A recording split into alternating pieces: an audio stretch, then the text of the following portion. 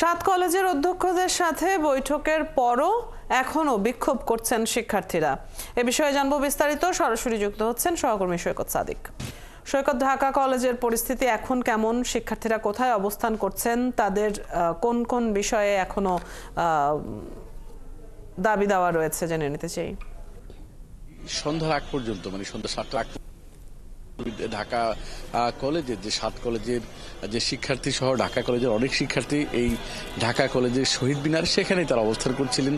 এবং গত কালকের যে ঘটনা এবং আজকের যে ঘটনা, 7 কলেজ যেহেতু ঢাকা বিশ্ববিদ্যালয়ের থেকে আলাদা হয়েছে, কিন্তু গতকালকে যে রাতে যে ঘটনাগুলো হয়েছে সেই বিষয় সহ সবকিছু নিয়েই কিন্তু আজকে ঢাকা কলেজের শিক্ষার্থীরা কিন্তু দফায় দফায় তারা আলোচনা করছে, গণমাধ্যমের সাথে কথা বলেছে।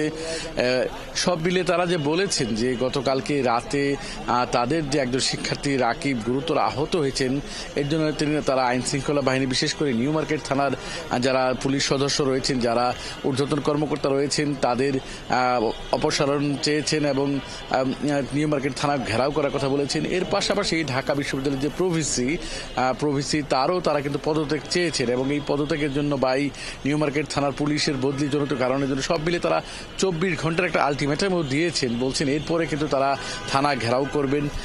এখন এই যে ঢাকা যে 7টা যে কলেজ, এই কলেজ ঢাকা বিশ্ববিদ্যালয় থেকে যে আলাদা হয়ে গেল সেই বিষয়টি নিয়ে তারা খুশি, কিন্তু অনেক কিছু বিষয় কিন্তু এখনো প্রশ্নের সম্মুখীন এবং তাদের উদ্বেগের জায়গা রয়েছে। যারা এখনো ঢাকা বিশ্ববিদ্যালয়ের অধীনে এখনো পড়াশোনা করছেন, যারা 3য় বর্ষে 4র্থ বর্ষে পড়াশোনা করছেন, তারা কি চাচ্ছেন যে একটা হাই অথরিটি আজকে যেহেতু কমিটিও হয়েছে এবং তাদের ব্যাপারে যে বিশ্ববিদ্যালয় ঢাকা বিশ্ববিদ্যালয় একটা বিশেষ দায়িত্ব নেবে, অনেক কিছু তারা যেহেতু বলেছেন, কিন্তু তারপরও শিক্ষার্থীরা এই বিষয়গুলি নিয়ে উদ্বিগ্ন, এগুলোর কিভাবে সমাধান চান সে বিষয়ে নিয়ে আমরা 2-1 শিক্ষার্থীর সাথে কথা বলেছি।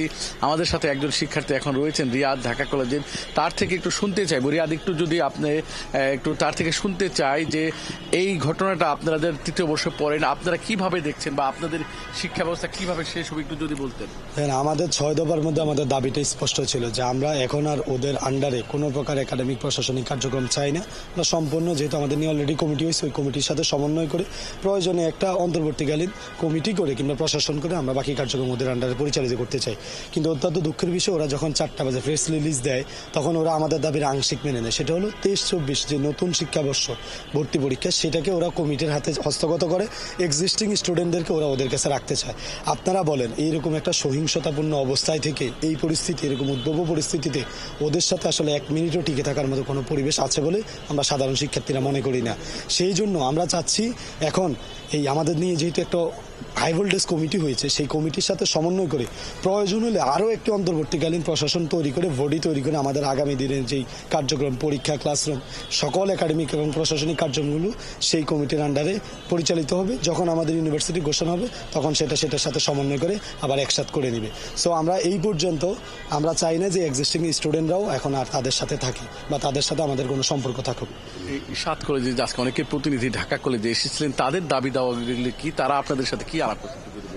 যে আমরা 7 কলেজের শিক্ষার্থীরা সকলেই বসে আমরা আলোচনা করে আমরা একটা প্রেস রিলিজ করেছি। আপনারা জানেন আমরা সর্বশেষ যে ঘোষণাটা দিয়েছি, আমরা 24 ঘন্টার একটি আলটিমেটাম দিয়েছি। আমাদের পূর্বে যে 6 দফা দাবি ছিল, যার 1টি মানা হয়েছে, আরও 5টি বাকি আছে, 1টিরও তাও আংশিক, সেইটুকু তো আছেই। পাশাপাশি সেগুলোর পাশাপাশি ওগুলোকেই মডিফাই করে যেটাকে ভালোভাবে আমরা হাইলাইট করেছিলাম, সেটা হলো প্রভিসি, যার কারণে, যার ইন্ধনে এই আজকের এই ঘটনা আজ এই পর্যন্ত আসছে, এতগুলো রক্ত ঝরছে, এতগুলো ছেলে আহত হয়েছে, তার পদত্যাগ এবং আমাদের যে বিশেষায়িত কমিটিতে তার স্থান আছে সেখান থেকে উনি অপসারিত হবে। সৈকত, আপনার মাধ্যমে আমরা বিক্ষোভরত শিক্ষার্থীর বক্তব্য শুনে নিচ্ছিলাম। দর্শক, 7 কলেজের অধ্যক্ষদের সাথে বৈঠকের পর এখনো বিক্ষোভ করছেন শিক্ষার্থীরা। সেখানকার সবশেষ খবর আমরা জেনে নিচ্ছিলাম সহকর্মী সৈকত সাদিকের সাথে যুক্ত হয়ে।